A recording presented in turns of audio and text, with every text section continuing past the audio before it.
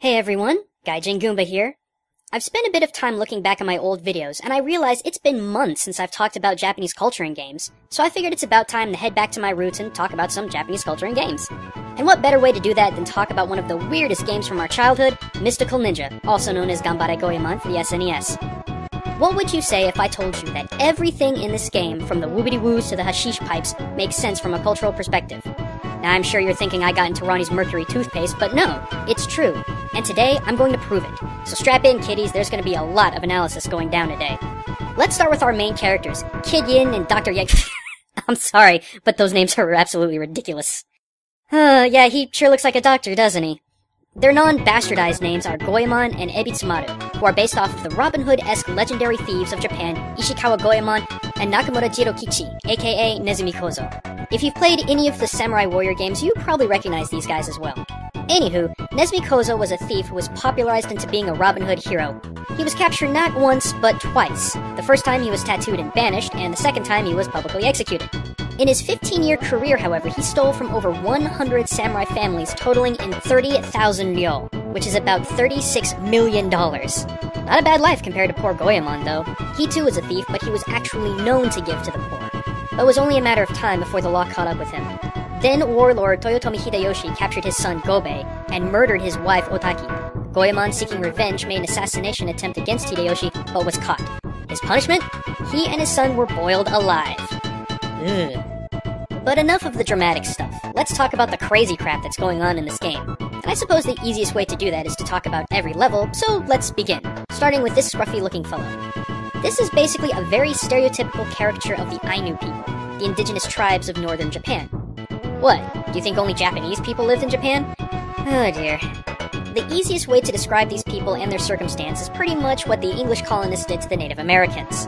Yeah, it's not pretty. And even to this day, they're seen as brutish, savage people by many people in Japan, and this caricature doesn't help their cause.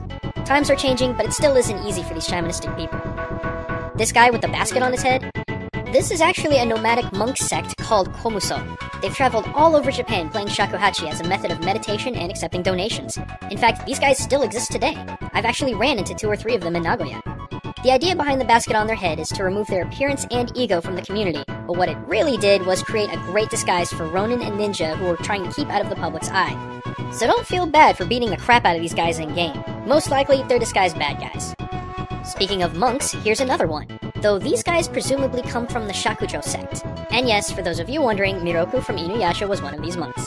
Anywho, the significance of this sect comes from their staff, which had several rings. The sounding of these rings were used to ward off smaller evil spirits, as well as provide a signal to locals that a monk was in earshot and able to help or accept alms.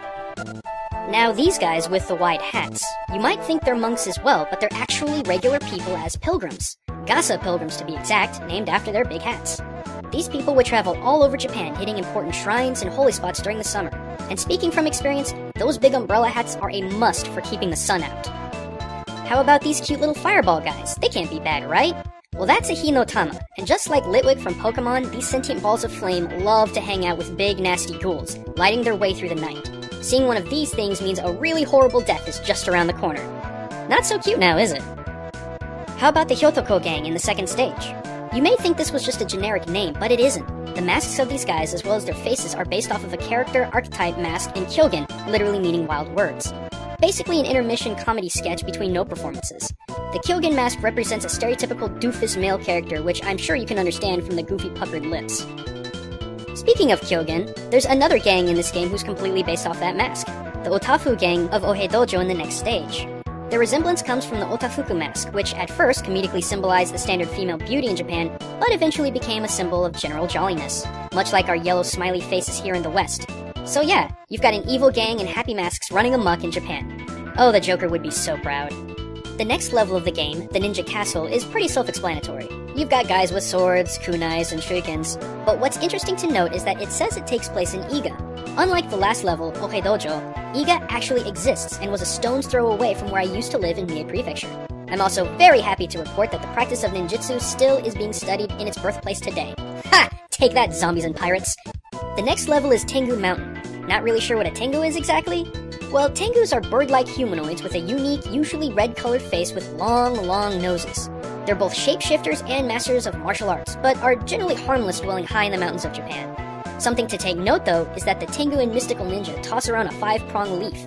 No, those aren't weed leaves, though with the visual style of this game, I wouldn't blame you if you thought they were. They're actually Aralia tree leaves, which Tengu use to control winds. Boy, that sure sounds familiar, huh? The boss of Tengu Mountain is an actor straight out of Kabuki, another one of Japan's well-known performing arts. Man, this is kind of a running gag in this game, isn't it? Though to be fair, where no theater focuses on smaller stages, simple masks, and subtle delivery, Kabuki has huge, elaborate costumes, a vastly wider scope, and the actors literally play the stage like an instrument. Moving on, the next stage is said to take place in Izumo, which also is an actual factual place. It's a coastal province, which gives the stage design some truth, but the big reference here is the boss, Hakuryu. In essence, this boss represents the oceanic protector of the sea, Ryujin. Living in his coral undersea palace known as Ryugyujo, Ryujin controlled the waters with the tide jewels, Kanju, or tide ebbing jewel, and Manju, or tide flowing jewel.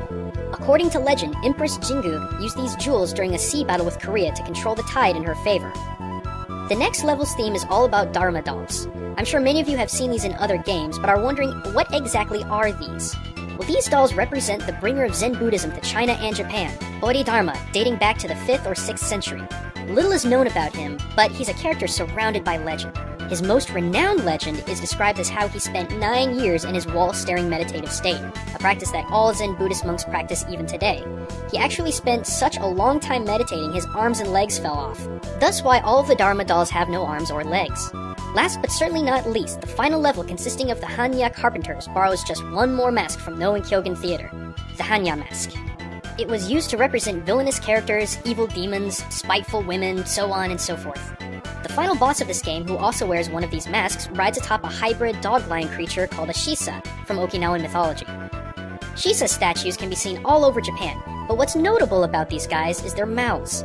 Male Shisa have open mouths which ward off evil, and female Shisa have closed mouths which allow good spirits in.